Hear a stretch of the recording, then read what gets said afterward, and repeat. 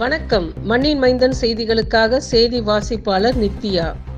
தமிழ்நாடு மருத்துவத்துறை முப்பெரும் விழா கடந்த 22/6/2024 அன்று கோயம்புத்தூரில் நடைபெற்றது.